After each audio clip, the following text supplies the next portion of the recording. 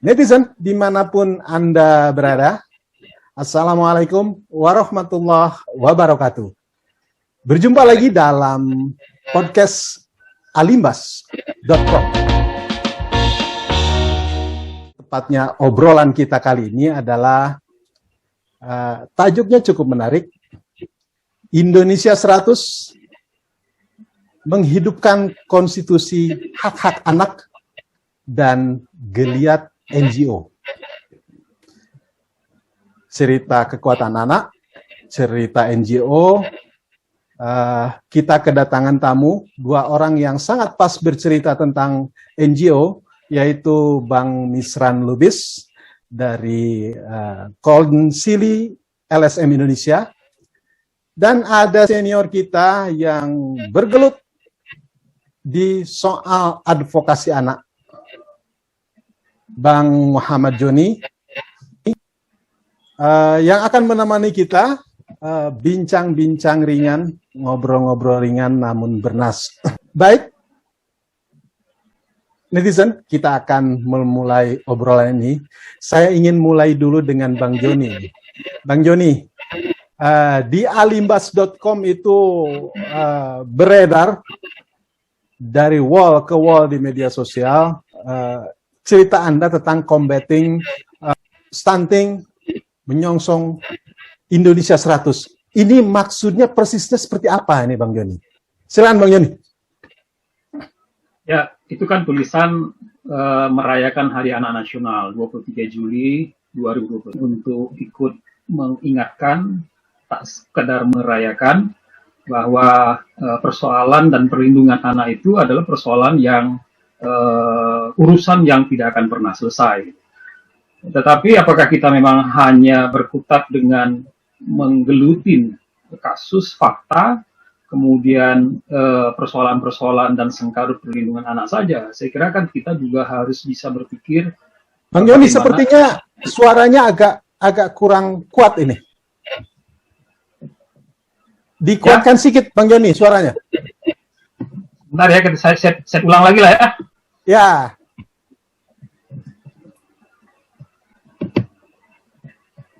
Ya, gimana tes suara? Sip. Halo? Ya. Ya, kita mulai dari awal ya. Ya. Ya, silakan, Bang Joni, langsung aja. Ya, Pak Hadi Priyono dan Pak Misran yang saya hormatin, tulisan itu kan adalah refleksi sekaligus mengingatkan bahwa kita punya Hari Anak Nasional. Bukan cuma sekedar merayakan, tapi mengingatkan bahwa perlindungan anak itu adalah agenda yang penting dan tidak akan pernah kita selesaikan. Kenapa? Karena masih ada setiap hari orang menjadi anak. Bahkan sebelum mereka menikah, itu sudah harus kita pikirkan bagaimana mereka akan menjadi manusia ke depan yang bukan hanya sekedar hidup, tapi juga punya tumbuh kembang yang optimal, gitu kan. Oleh karena itu, bagi saya ini lebih sekedar refleksi dan melompatkan sebuah gagasan bahwa perlindungan anak itu harus diangkat lebih tinggi lagi, bukan hanya sekedar menangani anak bermasalah dengan hukum, anak yang dalam kekerasan, tapi bagaimana kita meletakkan perlindungan anak itu sebagai urusan yang mesti diurus oleh mesin terbaik dari sebuah negara. Jadi tata kelola negara ini harus berdimensi hak anak, perlindungan anak, dan tentu itu adalah sangat kuat alasan juridis konstitusionalnya, dan itu yang harus kita ingatkan. Kita tidak sedang bekerja untuk urusan sewa pendek, tapi kita sedang berusaha bagaimana 100 tahun Indonesia ke depan, perlindungan anak itu sudah mendapatkan lompatan signifikan. Dan karena itu kita harus berbicara bagaimana 100 tahun Indonesia adalah hari yang menjadi piala bersalut emas bagi anak Indonesia. Ya, Bang Joni, Anda menyebut-nyebut soal stunting ini. Ini masalah yang sudah lama dari beberapa periode pemerintahan rejim ke rejim. Stunting ini sepertinya tak selesai ini diurus. Ini bagaimana?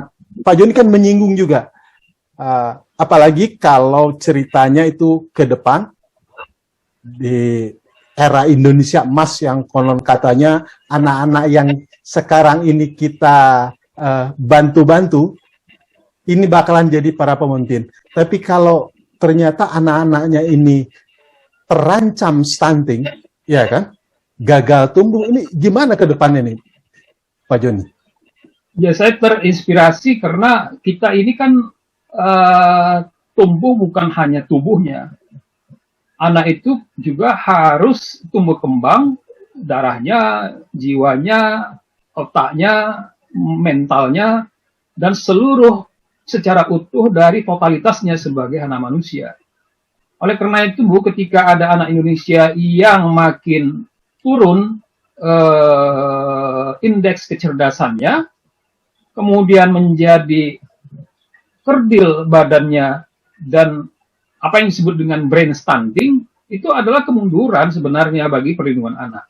Jadi yang kita ingin andalkan sebagai bangsa Indonesia 100 tahun ke depan ketika Indonesia merayakan kemerdekaan, itu adalah ketika seorang anak tumbuh bukan cuma tubuhnya. Tamsilnya ibarat dulu zaman Bung Hatta, merdeka, Indonesia merdeka, bukan hanya karena angkat senjata, tapi diplomasi Hatta, perjuangan pemikiran Muhammad Hatta dengan Indonesia Free-nya tahun 1928, kemudian Bung Karno dengan perjuangan memperjuangkan kemerdekaan Indonesia, begitu juga tokoh-tokoh yang lain, itu adalah hasil daripada mereka berjuang tidak hanya angkat senjata, angkat pemikiran, diplomasi. Dan karena itu anak Indonesia harus juga mengambil teladan, pemimpin kita hari ini harus juga mengambil teladan bahwa membangun Indonesia itu adalah membangun masa depan yang tidak boleh hanya membangun tubuhnya, tapi membangun kehidupannya, mencerdaskan kehidupan bangsa agar dia bisa kompatibel bagi abad-abad mendatang. Sekarang ini bukan hanya abad di mana kita atau anak kita hanya kompatibel dan mengerti serta cerdas dalam hal teknologi informasi. Anak kita jangan disepadankan dengan kecerdasan buatan. Oleh karena itu, saya merasa miris kalau hanya mengandalkan 17 triliun untuk digitalisasi sekolah tanpa membangun moral patriotisme anak Indonesia sebanyak triliunan moralitas yang seperti itu. Jadi silakan membangun anak dan sekolah dengan digital, dengan digitalisasi sekolah, tapi apakah Menteri Pendidikan Nasional kita juga memikirkan membangun moral patriotisme anak bangsa, sehingga mereka menjadi putra bangsa, seperti halnya dulu Bung Karno dan Hatta, membangun dirinya, membangun patriotismenya, walaupun dia sekolah di negeri Belanda. Ya, Bang Joni, keinginan-keinginan ideal seperti itu, kemudian fakta-fakta hari ini, untuk menuju Indonesia emas, saya ragu apakah akan jadi emas atau tidak, tapi apakah perangkat hukumnya mencukupi negara kita ini untuk menumbuhkan, melahirkan generasi-generasi emas itu? Ya, sebabnya, maka bagi saya melompatkan pikiran kita bahwa kita harus melampaui persoalan-persoalan anak yang berkebutuhan khusus saja. Kita harus membangun mereka sebagai bagian daripada tata kelola negara. Sebenarnya Indonesia sudah begitu maju dengan konstitusinya. Kita punya pasal 28B ayat 2 Undang-Undang Dasar 45 yang menjamin hak hidup, kelangsungan hidup dan tumbuh kembang anak serta perlindungan anak, sehingga mereka sebenarnya punya landasan juris konstitusional untuk menjadi bagian penting dari tata kelola kekuasaan negara ini. Belum lagi kita sudah punya banyak perangkat undang-undang, ada undang-undang perlindungan anak, ada juga undang-undang sistem peradilan pidana anak, dan banyak aturan, bahkan kita sudah meratifikasi konvensi PBB tentang hak anak pada tahun 1990, dan Indonesia termasuk negara pertama yang meratifikasi konvensi hak anak itu. Dan karena itulah kita sebenarnya tidak lagi pada problem peraturan perundang-undangan, tinggal bagaimana mengeksekusinya menjadi sebuah tindakan. Bagaimana undang-undang perlindungan anak itu harus harmonis dengan dan bisa disokong dengan undang-undang Pemda, di mana Pemda harus menjadi palang pintu sekaligus ujung tombak untuk perlindungan anak. Dan itu sudah ada dalam undang-undang perlindungan anak. Walaupun memang Pemda kerap kali lebih punya tendensi untuk mengikatkan dirinya dan patuh kepada undang-undang Pemda daripada undang-undang sektoral. Tapi hemat saya undang-undangnya sudah cukup memadai dan kita bisa berangkat dari situ. Soalnya kita punya soal pada pelaksanaannya. Anda bisa bayangkan Pak Hadi, Pak Misran, stunting anak Indonesia itu adalah paling tinggi di kawasan Asia. Dan kita adalah ranking kelima di dunia.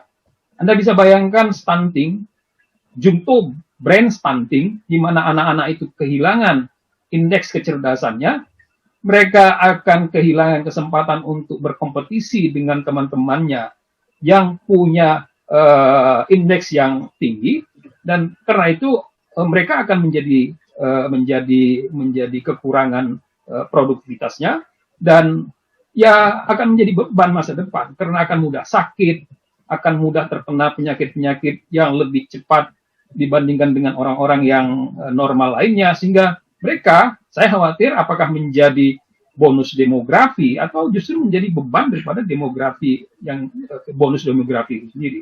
Jadi tidak ada kata lain, kita harus menyokong sekuat-kuatnya bahwa combating stunting itu harus menjadi agenda yang kita semua dan semua kita. Karena itu saya menggunakan istilah combating stunting, itu tidak berlebihan, dan juga ini seperti hukum perang. Kita harus menghadapinya seperti adagium hukum perang, bellum omnium contra omnes. Semua harus melawan semua, yaitu melawan combating stunting anak Indonesia. Ya, Bang Joni, sebelum ke langkah-langkah taktis perang, kita ingin dengar dulu respon Bang Misran ini. Ya kan? Bang Misran, ternyata di saat kita memperingati Hari Anak, tercuat rupanya anak-anak kita ini terancam. Kalau mendengar paparan dari Bang Joni ini kan cukup mengerikan.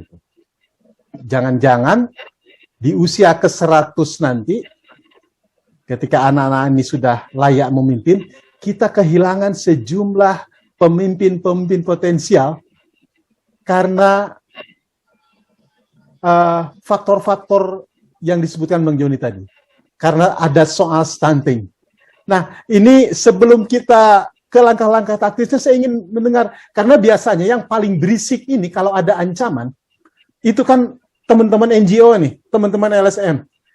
Nah, belakangan kan ini entah kenapa, apa mungkin sudah cukup bagus negeri kita ini. Sekarang ini teman-teman NGO kelihatannya adem ayem. Ini gimana nih Pak Misran menanggapinya? Terima kasih Bang Ardi, Bang Joni. Ya, saya pikir memang ada pergeseran ya dari dari sisi gerakan civil society sendiri ya. Kalau eranya Bang Joni dan saat itu saya masih junior gitu ya, di era di bawah tahun 2000 lah ya, di bawah tahun 2000 itu kan pendekatan-pendekatan yang dilakukan CSO dalam mengimbangi sistem negara ini ya, dalam pelayanan, dalam kebijakan ya, dan lain sebagainya, itu kan pendekatannya advokasi konfrontatif namanya masih sebenarnya. Jadi kooperatif memang konfrontatif ya. Ya, lebih ke konfrontatif ya. Artinya memang CSO itu menunjukkan posisi yang power yang seimbang dengan kekuatan, atau bukan saya katakan nggak kekuatan, aktor ya, maksudnya aktor lain di dalam negara ini gitu ya. Dalam satu sistem negara demokrasi itu kan ya ada aktor negara, lalu kemudian pemerintah, ada kemudian pelaku bisnis, lalu kemudian ada civil society. Dan di ketiga-tiganya ini pada era 2000-an, maka itu lebih menggunakan pendekatan konfrontatif, artinya mengawal sistem negara ini memang dari luar mekanisme negara gitu ya. Jadi boleh dikatakan yang posisi yang berhadapan-hadapan, sehingga apa namanya pemerintah juga mendapat pengawalan ketat, dalam arti ketat itu karena memang prosesnya itu diiringi ya dalam mengadvokasinya. Dan di atas tahun 2000 gitu ya, mulai terjadi pergeseran, memang mulai pendekatan advokasinya kan sudah mulai pendekatan kolaboratif gitu ya. Jadi mulai dari aktor-aktornya, maksudnya aktivis-aktivisnya itu sudah mulai ada di dalam sistem negara. Mereka sudah ada di dalam legislatif, mereka sudah ada di dalam sistem, di dalam eksekutif, bahkan belakangan malah dibuatkan rumah sendiri lagi, misalnya seperti itu ya, ada rumahnya ya. Kalau kita sebut misalnya KSP itu kan hampir 90% itu kan juga aktivis-aktivis. Nah itu dari sisi orang-orangnya sudah ada di dalam sebuah sistem itu sendiri. Lalu kemudian lembaganya itu juga pendekatannya sudah kolaboratif. Jadi sudah ada apa namanya gugus tugas, muncullah Pokja dan lain sebagainya yang terdiri dari elemen-elemen aktor-aktor demokrasi tadi itu ya. Jadi pemerintah di dalam, lalu kemudian di dalamnya juga ada nama-nama lembaga sipil, masyarakat sipil. Nah tentu pendekatannya udah berbeda ya. Nah dalam pendekatan kolaboratif ini tentu yang apa namanya komunikasinya juga sudah berbeda ya, komunikasi berbeda. Jadi komunikasinya sudah menggunakan komunikasi dialogis, lobby, hearing. Saya pikir itu yang kemudian membedakan suara yang kemudian terdengar di ruang publiknya gitu ya, di ruang publiknya. Itu satu hal ya. Hal lain kemudian juga sistem regulasi kita dan responnya negara terhadap kritik itu ya, banyaknya regulasi yang kemudian membuat ruang sipil ini semakin sempit untuk bisa mengekspresikan, untuk bisa mendebat kebijakan-kebijakan negara. Artinya sikap kritis itu kemudian direspon berbeda dari kalau Orde Baru sudah jelas kita lewatkan, di situ memang tidak ada ruang sipil sama sekali yang terbuka gitu ya. Tapi pasca reformasi itu 98 kan kita lihat misalnya eranya Gus Dur begitu terbukanya ruang sipil semakin lebar, tapi kan sejak mulai Megawati kemudian masuk ke masa SBY, apalagi kemudian masuk masa Jokowi, itu malah dikatakan indeks demokrasi kita paling rendah setelah reformasi ini gitu, di masa sekarang ini, di masa era Jokowi gitu ya. Itu salah satu indikator kenapa kemudian ruang sipil itu semakin sempit gitu kan. Selain adanya beberapa regulasi yang menyebabkan masyarakat sipil itu sulit untuk bersikap kritis gitu ya, karena beberapa kebijakan misalnya undang-undang ITE misalnya seperti itu ya. Jadi ini juga menjadi penyebab ya. Itu salah satu yang kedua ya. Yang ketiga memang tidak terlepas dari resource ya. Ada sumber daya manusia di civil society-nya sendiri juga semakin sedikit, katakanlah yang memiliki sikap dan berpikir kritis gitu ya. Kemudian sumber pendanaan juga semakin melemah ya, yang sifatnya independen gitu ya, dan lain sebagainya. Ini jadi penyebab. Lalu kemudian kan hasil setiap tahun kan kita melakukan studi indeks ya terhadap terhadap peran-peran sipil ini ya. Advokasinya menurun, layanannya meningkat. Artinya memang kerja-kerja masyarakat sipil ini tidak bisa kita nafikan bahwa di tingkat grassroots, di tingkat komunitas itu semakin besar sebenarnya peran-peran layanannya di bidang pendidikan, termasuk yang disebutkan Bang Joni tadi di bidang kesehatan ya, stunting, itu kita lihat gerakannya meluas. Tapi lupa bahwa apa yang dilakukan oleh kawan-kawan masyarakat sipil ini itu sebenarnya harusnya bersifat emergensi ya, dan kemudian tetap mendorong peran itu harus dilakukan oleh negara gitu kan. Tetapi ini menjadi berbeda situasinya gitu. Jadi ada yang katakanlah lembaga sosial, lembaga kemasyarakatan dan sebagainya ini kemudian menjadi permanen bekerja pada ruang apa namanya layanan-layanan tadi gitu, termasuk layanan pendidikan, dan kemudian juga dapat support pendanaan yang membuat posisinya nyaman untuk melakukan pekerjaan itu gitu ya. Misalnya dari didukung oleh perusahaan-perusahaan semakin banyak yang mensupport kalau lembaga-lembaga yang melakukan pekerjaan-pekerjaan sosial ya, dibandingkan dengan kemudian yang bekerja pada ruang-ruang advokasi ya, itu semakin kecil, tapi ruang-ruang pelayanan support pendanaannya makin besar gitu kan. Nah, itu yang kemudian apa namanya NGO ini juga bergeser kerjanya gitu ya, dari kerja-kerja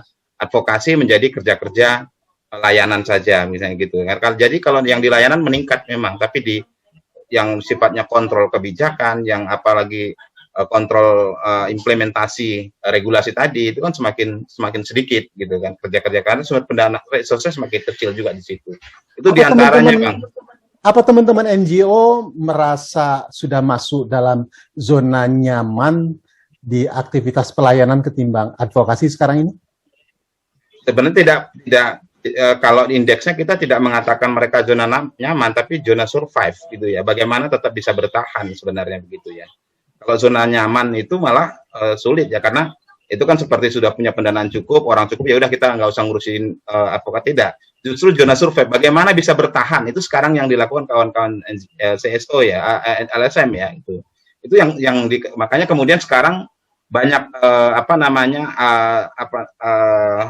pengembangan capacity building ya, pengembangan capacity building untuk akses pendanaan itu bukan lagi sumber-sumber pendanaan yang seperti era-era Bang Joni itu yang kemudian mengakses dana-dana yang bisa independen yang bisa digunakan untuk kerja-kerja advokasi gitu. Tapi justru aksesnya malah sekarang lebih banyak misalnya APBD, APBN ya, melalui skema-skema yang sudah disiapkan oleh negara. Itu melalui misalnya dengan skema pendanaan swaklola tipe 3 itu sejak 2018 digulirkan supaya CSO bisa mengakses, mendukung tapi kerja-kerja yang sifatnya layanan. Kemudian juga sumber-sumber pendanaan dari sektor bisnis, CSR misalnya seperti itu. Dan CSR kita tahu bagaimana juga mereka juga pasti untuk yang mau mendukung kerja-kerja yang bersifat layanan. Nah, sementara sumber pendanaan internasional yang untuk mendukung kerja-kerja advokasi itu kan semakin kecil. Maka bagaimana CSO bisa bertahan ya, untuk tetap bisa bertahan mereka harus merubah pendekatan sumber pendanaan, akses pendanaannya, merubah strategi kerjanya, bahkan merubah misi dan visinya juga ada. Gitu ya. Jadi itu yang jadi bukan juga kan zona nyamannya, malah zona survive-nya menurut saya begitu. Itu yang dialami ya, yang dialamin oleh teman-teman CSO hari ini. Ada banyak koalisi sekarang ini semuanya mengarah pada bagaimana bisa bertahan hidup, bukan bagaimana mengadvokasi negara gitu loh. Semakin kecil yang mengadvokasi negara, tapi bagaimana koalisi-koalisi ini bisa bertahan hidup, itu yang sedang dilakukan belakangan ini oleh teman-teman. Ternyata bukan cuma rakyat yang susah, para penyuara, para penggerak rakyat pun sekarang ini lagi susah ya Pak Misran ya. Dengan bahasa sederhananya kan seperti itu. Sederhananya seperti itu. Kita masih lagi sama-sama berjuang. Bang Joni, ternyata kenyataannya situasi LSM seperti itu. Maka terkesan di publik memang tidak ada gregetnya lagi gitu. Konfrontatifnya nggak dengar, sehingga publik itu merasa masih ada nggak ya NGO itu, LSM itu. Nah, Bang Joni melihatnya seperti apa ini terkait kerangka perlindungan anak misalnya begitu? Ya, kalau saya memahami, dan itu dari awal saya menggeluti perlindungan anak sejak lembaga advokasi Indonesia, kemudian kita bentuk semacam LPA di Sumatera Utara, namanya LPAI. Kemudian kita mendorong dibentuknya Komisi Nasional, ada Komnas Perlindungan Anak.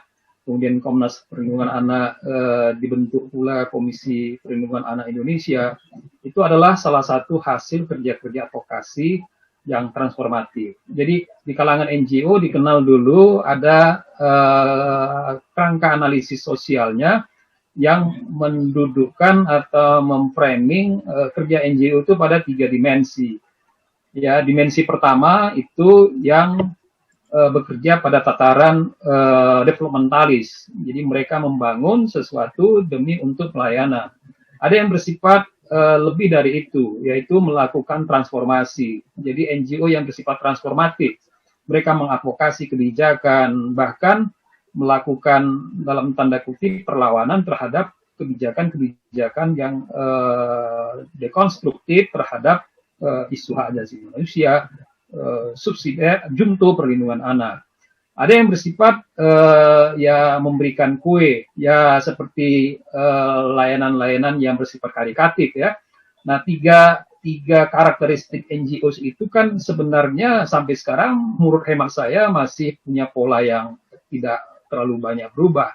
Tinggal sekarang milieunya, lingkungannya, situasi dan kondisinya yang memang berubah, dan memang tidak ada yang stagnan, semuanya berubah.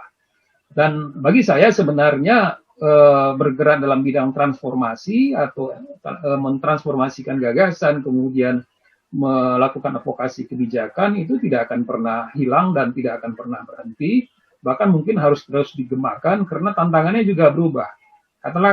Katakanlah sekarang hal terpenting dari negara, organisasi yang paling kuat, yang paling terorganisir, yang paling banyak anggarannya, hemat saya adalah negara. Dan kita harus bisa cerdas menggunakan pangkalan bernegara ini dalam rangka mentransformasikan, bahkan juga mengimplementasikan perlindungan anak itu sendiri. Karena NGO bukan siapa dibandingkan dengan negara yang sudah menjadi siapa. Walaupun secara teoritis, secara akademis, masyarakat sipil itu tidak lebih diabaikan daripada negara, karena antara masyarakat sipil, civil society dengan state itu adalah satu dengan yang lainnya adalah saling asal bermuasal. Dari masyarakat sipil lah adanya lembaga negara dan menjadi lembaga negara. Tapi hemat saya transformasi tetap harus dilakukan. Bagaimana transformasi yang paling puncak dalam konteks bernegara, hemat saya adalah membuat kita punya konstitusi yang melindungi anak, yaitu konstitusi hak anak. Dan kita sudah punya konstitusi hak anak pasal 28B ayat 2 Undang-Undang Dasar 45, dan itu adalah pencapaian konstitusionalisme kita yang cukup patut diandalkan dan dibanggakan. Tinggal sekarang bagaimana konstitusi itu bukan hanya menjadi dokumen aspirasional, bukan cuma menjadi buku menu restoran yang tertulis ada di atas buku tapi tak tersedia di atas meja yang dihidangkan. Ini yang menjadi tantangan saya, tantangan kita bernegara dan ber-NGO tentunya. Hemat saya, agenda ke depan adalah bagaimana menghidup-hidupkan konstitusi hak anak ini menjadi agenda pembangunan, agenda transformasi, dan agenda masyarakat, baik itu dari organ pemerintah maupun non-pemerintah, baik itu eksekutif, legislatif, dan yudikatif. Kenapa? Karena memang tanggung jawab hak asasi manusia itu menurut konstitusi itu adalah tanggung jawab negara, terutama pemerintah. Begitu bunyi pasal 28I ayat 4 Undang-Undang Dasar 45. Jadi kita bisa minta tanggung jawab DPR, MPR, dunia usaha, apalagi pemerintah, termasuk pemerintah daerah, dalam hal penanganan stunting. Yang notabene kita ranking pertama di dunia, yang notabene ranking pertama di ASEAN, ranking kelima di dunia, dan itu adalah tantangan yang bukan sederhana, karena itu menyangkut apakah kita punya generasi yang pada usia 100 tahun kemerdekaan nanti cukup kuat untuk menghadapi tantangan seperti analog tantangan yang dihadapi Soekarno dan Hatta ketika kita sebelum merdeka, dan kemudian menjadi merdeka karena adalah perjuangan mereka, diplomasi mereka, manifesto mereka kepada bangsa yang sedang dalam pusaran eksploitasi kolonialisme, imperialisme dari penjajahan Belanda. Jadi kita ingin memerdekakan anak Indonesia dengan menghidup-hidupkan konstitusi agar mereka tidak menjadi korban dari pusaran kapitalisme, pusaran imperialisme, dan pusaran kolonialisme gaya baru. Dan karena itu kita harus meletakkannya sebagai subjek yang punya hak untuk menikmati, dilindungi, bagaimana negara ini bekerja untuk anak Indonesia. Ya, Bang Joni, Anda masih bisa berharap dengan kekuatan civil society dalam halnya gerakan LSM-LSM yang saat ini sedang berada dalam posisi sekedar bertahan, seperti yang disampaikan Bang Wisran tadi? Sebenarnya begini, kalau itu ya tetap, karena bagaimanapun kita harus dalam apa yang disebut sebagai trias politika gaya baru atau trias politika baru, yaitu state di satu sisi, kemudian ada civil society di sudut yang lain, di sisi yang lain, dan ada yang namanya business society atau business entity. Jadi antara pemilik modal, negara sebagai state entities yang punya kewenangan paling puncak dan masyarakat itu memang saling tarik-menarik. Dan saya kira dengan kemajuan kita berbangsa, kita sekarang sudah punya komisi-komisi nasional, kita punya Komnas HAM, kita punya KPAI, kita punya Mahkamah Konstitusi, kita bisa menggunakan mekanisme demokrasi konstitusional, mengapa tidak? Jadi lapangan-lapangannya masih cukup luas untuk kita bangun secara kreatif advokasinya. Misal kata, 5 tahun atau beberapa tahun yang lalu, saya menjadi kuasa hukum untuk menghapuskan batas usia anak yang sebelumnya 8 tahun untuk digeser lebih tinggi menjadi sekarang 12 tahun. Jadi kalau dulu Raju, anak dari Securai, Kabupaten Langkat, ya kan, dibawa ke polisi dan akhirnya disidik, dan bahkan sampai ke Pengadilan Negeri Stabat, kalau itu terjadi sekarang, Raju tidak akan sampai ke pengadilan, karena batas usia tanggung jawab pidana anak itu sudah dinaikkan. Tapi bagi saya, penjara, kantor polisi, itu bukan tempat untuk anak. Dan sebenarnya kita maju ke Mahkamah Konstitusi, salah satunya adalah untuk menaikkan batas usia tanggung jawab pidana anak. Criminal responsibility of the child. Dan itu sudah berhasil. Dengan mekanisme Mahkamah Konstitusi, maka dihapuskanlah beberapa pasal dari Undang-Undang Nomor 3 Tahun 1997 tentang Perlindungan Anak. Dan putusan MK itu menjadi momentum untuk segera berpacu dan diketuk palunya Undang-Undang Sistem Peradilan Pidana Anak yang dulu agak-agak macet. Gitu. Karena saya juga ikut dalam merumuskan konsep dan rancangan RUU Sistem Peradilan Pidana. Jadi kata kuncinya masih tetap relevan. Persoalannya kan bukan hanya pada anggaran. Kita bekerja kan tidak donor driven. Kita kan bekerja harusnya dengan constitutional right driven. Hak konstitusi ini kan harus kita kerjakan dalam metodologi atau pendekatan atau analisis transformatif tadi. Jadi hemat saya justru kita dengan kontribusi dan swakelola sendiri bisa melakukan advokasi itu. Sekarang mungkin saya dan teman-teman lagi mengadvokasi stunting, combating stunting. Beberapa tahun yang lalu kita mengadvokasi agar undang-undang sistem peradilan pidana ada dan batas usia tanggung jawab pidana itu menjadi lebih tinggi, tidak seperti Raju dan Undang-Undang 397. Kita juga sebenarnya ingin menjauhkan anak dari penjara, karena penjara bukan tempat anak, walaupun sebenarnya menghapuskan penjara bagi anak itu adalah gerakan yang eksis di belahan muka bumi ini. Dan saya kira saya setuju untuk menghapuskan pemidanaan atau pemenjaraan bagi anak, karena memang tempat mereka adalah di sekolah, bukan di penjara, dan karena itu mereka harus bisa menjadi tumbuh dan berkembang dengan optimal. Kenapa? Karena itulah amanat konstitusi, itulah panduan daripada konvensi hak anak. Dan saya kira itu juga adalah bagian daripada mandat kita sebagai bangsa dan negara untuk mencerdaskan kehidupan bangsa. Bagi saya, advokasi hak anak, perlindungan anak dengan pendekatan transformatif, itu adalah cara, bahkan mungkin salah satu cara untuk mencerdaskan kehidupan bangsa, melindungi hak anak dengan menghidup-hidupkan konstitusi hak anak.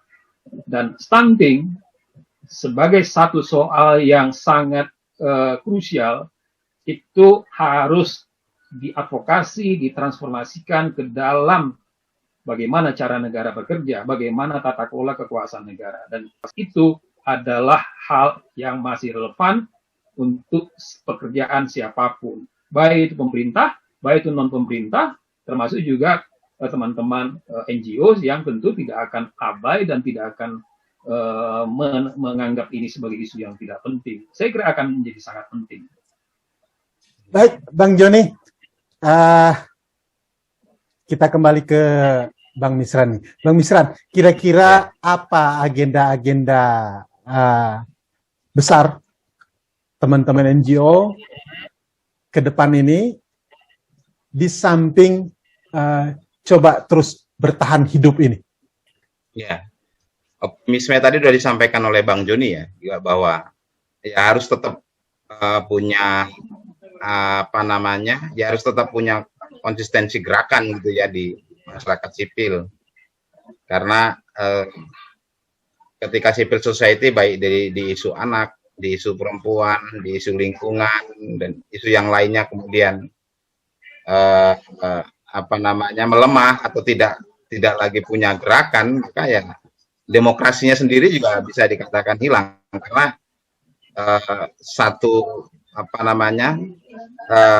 negara demokrasi itu kan keseimbangan, yang dikatakan Bang Joni res politika tadi ya, keseimbangan dalam sistem tadi ya, antara masyarakat sipil, kemudian juga bisnis dan kemudian negara gitu ya. Oleh karena itu di kalangan masyarakat sipil sendiri juga tentu punya agenda yang konsisten saat ini, misalnya terhadap beberapa pelemahan demokrasi, pelemahan hak asasi manusia, misalnya seperti itu terkait dengan sistem regulasi kita, itu kan soal misalnya Undang-Undang Cipta Kerja, misalnya seperti itu ya, kemudian juga Undang-Undang ITE juga masih tetap menjadi bagian yang dievaluasi terus oleh masyarakat sipil, misalnya seperti itu. Artinya satu, menciptakan ruang gerakan sipil yang kondusif, itu masih dilakukan. Kalau ada regulasi-regulasi yang potensial untuk mempersempit ruang gerakan masyarakat sipil, itu tetap ada kerja advokasinya, sehingga kondusifnya masyarakat sipil itu bekerja, bahkan termasuk dalam pendaftaran misalnya seperti itu ya, dalam registrasi dan sebagainya, itu kan bagian sendiri kondusifnya. Jadi bagaimana masyarakat sipil kondusifnya bekerja itu dilakukan. Yang kedua yang dilakukan adalah seperti yang saya katakan tadi, koalisi-koalisi ini bagaimana juga masyarakat sipil juga tetap punya resource ya, baik itu orang yang artinya aktivis-aktivis civil society gitu ya, kemudian juga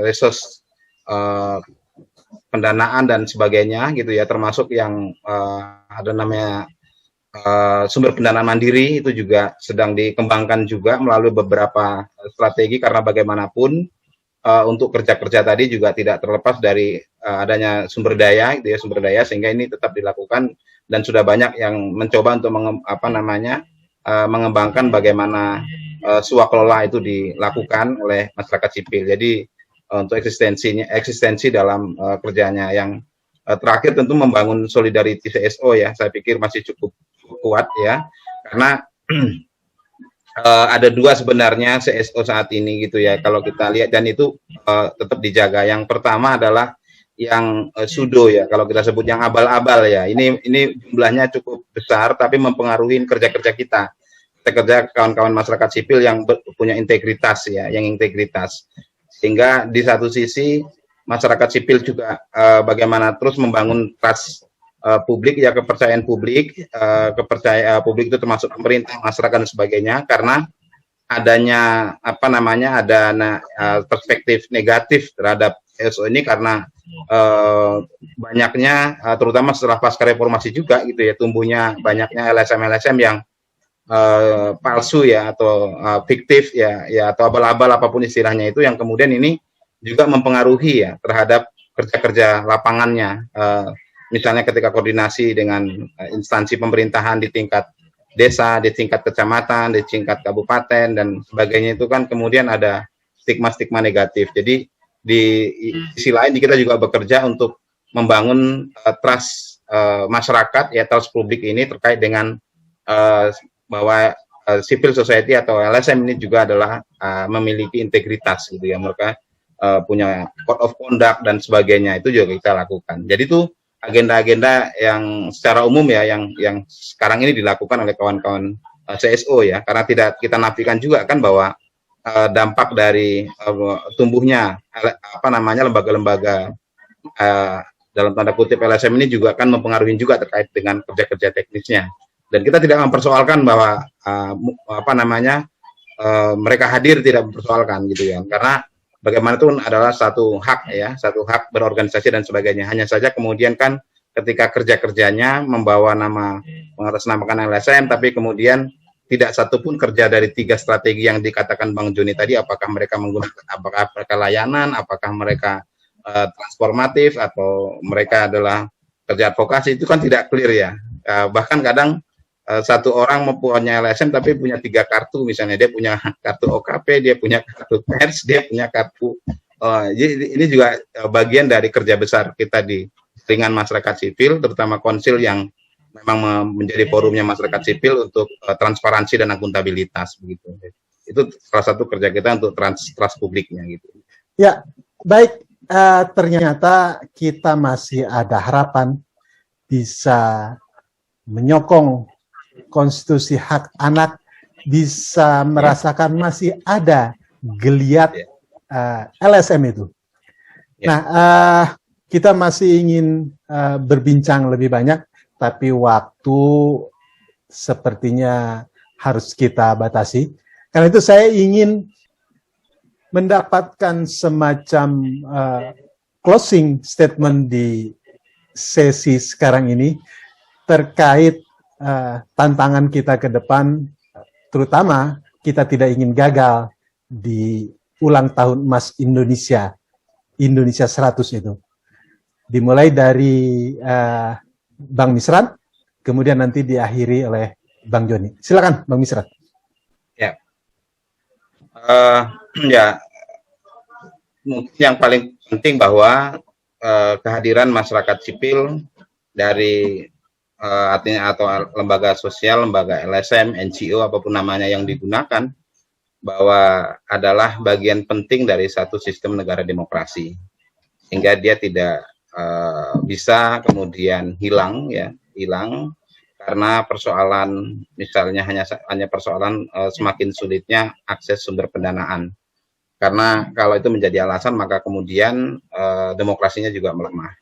Maka masyarakat sipil harus militan, menjadi bagian dari sistem negara ini, karena kekuasaan itu tidak akan tidak akan pernah berubah dengan masyarakat tanpa adanya perjuangan dari masyarakat sipil itu sendiri.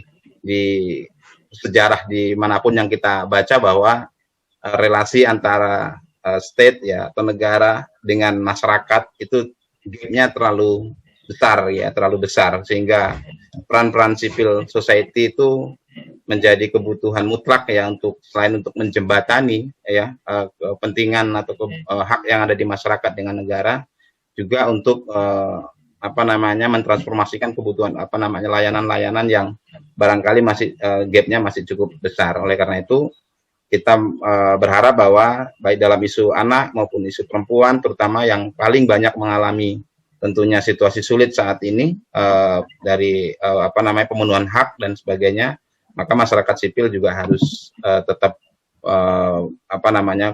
komitmen untuk melakukan kerja-kerjanya sebagai bagian dari sistem negara ini untuk menjamin terpenuhnya hak anak di Indonesia. Mungkin itu. Terima kasih. Baik, terima kasih. Joni. Silakan, Bang Joni. Ya, saya punya 3 keponakan di Medan. Sultan, Sea, dan Almer. Mereka sekarang masih batita. Dan tahun 2045 mereka akan menggantikan kita dan mungkin akan membuat manifesto seperti Hatta. Tapi apakah kita, negara, memperhatikan? Itu adalah pertanyaan yang harus dijawab dengan cara menghidupkan konstitusi hak anak. Kita kadang marah dan murka ketika setiap 1 detik sekian hutan hilang seluas sekian lapangan bola. Kemudian kita akan murka dan ikut demo di jalan ketika sumber daya energi kita dihambur-hamburkan. Tapi apakah kita marah dan angkat bicara, mengeluarkan petisi ketika ada anak Indonesia yang stunting, ketika ada sejumlah anak Indonesia yang kehilangan kesempatan untuk bersaing, ketika ada sekian anak Indonesia yang masih diletakkan di penjara, menjadi adiksi narkoba, menjadi orang yang jadi sasaran iklan, promosi, dan sponsor rokok. Saya kira itu pertanyaan yang harus kita jawab ketika kita ingin melihat 2045 Indonesia 100 menjadi sebuah cerita kebanggaan bagi Soekarno dan Hatta. Itulah arti pentingnya hemat saya Hari Anak Nasional ini. Kita harus menghidupkan konstitusi hak anak dan menjadikan kepentingan terbaik bagi anak sebagai prinsip yang paling puncak. Ilmu saya cuma sedikit, tak bisa bedakan mana sutra, mana batik, mana koma, mana titik. Maaf atas yang hilaf, ampun untuk yang tak santun. Mabruk, alfa mabruk untuk anak Indonesia. Billahi taufiq wal hidayah. Wassalamualaikum warahmatullahi wabarakatuh. Waalaikumsalam warahmatullahi wabarakatuh. Terima kasih Bang Misran, terima kasih Bang Joni sudah berkunjung di podcast alimbas.com. Netizen, demikian tadi Anda sudah mengikuti podcast Alimbas. Tetap ikuti acara ini yang bisa jadi tidak didapatkan di tempat-tempat lain. Terima kasih. Wassalamualaikum warahmatullahi wabarakatuh. Waalaikumsalam warahmatullahi wabarakatuh. Waalaikumsalam warahmatullahi wabarakatuh.